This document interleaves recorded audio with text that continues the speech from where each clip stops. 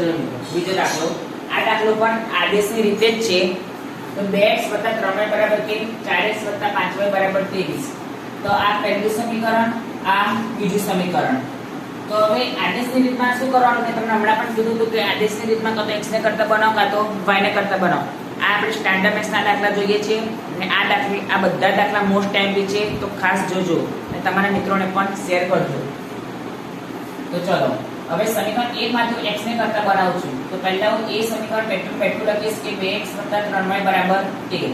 હવે આમાંથી x ને કરતા બનાવું છું એટલે પહેલા 3y ને હટાવવા પડે. પ્લસમાં છે તો કઈ જશે માઈનસમાં. એટલે 2x બરાબર 13 - 3y.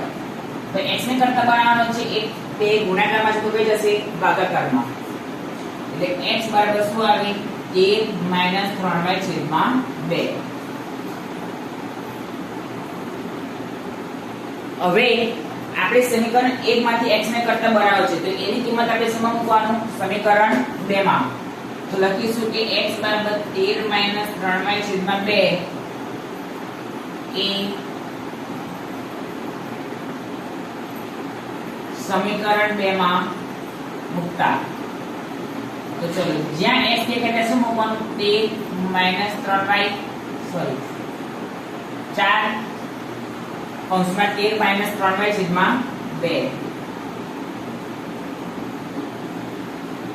વત્તા 5y બરાબર 23. તો 2 દુ 4 એટલે માટે 2 કૌંસમાં 13 - 3y વત્તા 5y બરાબર 23. રાઈટ. ચલો તો માટે હવે 2 નો આની સાથે ગુણાકાર એટલે 13 દુ 26 માઈનસ 2 નો 3 સાથે ગુણાકાર એટલે -6y વત્તા 5y બરાબર 23. તો માટે હવે ચલો આ 26 પ્લસમાં છે તો કઈ જશે માઈનસમાં. તો -6y વત્તા 5y બરાબર 23 - 26.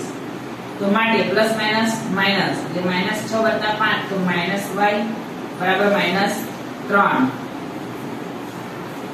બંને બાજુથી માઈનસ માઈનસ નીકળી જાય એટલે y બરાબર 3.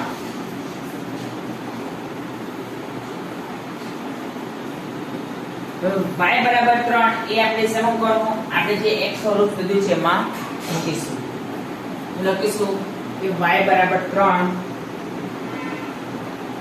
એ x બરાબર 13 - 3y છેદમાં 2 માં મૂકતા.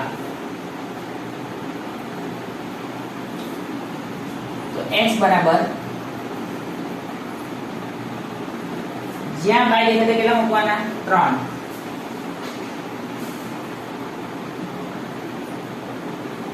ત્રણ તારી 9 છેદમાં 2 13 માંથી 9 જાય તો 4 છેદમાં 2. તો માટે x બરાબર 2 દુ 4. તો માટે x બરાબર 2.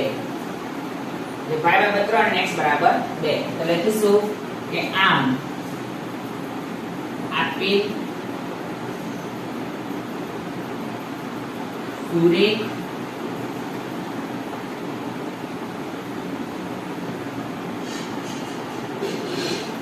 સમીકરણ યુગ્મનો ઉકેલ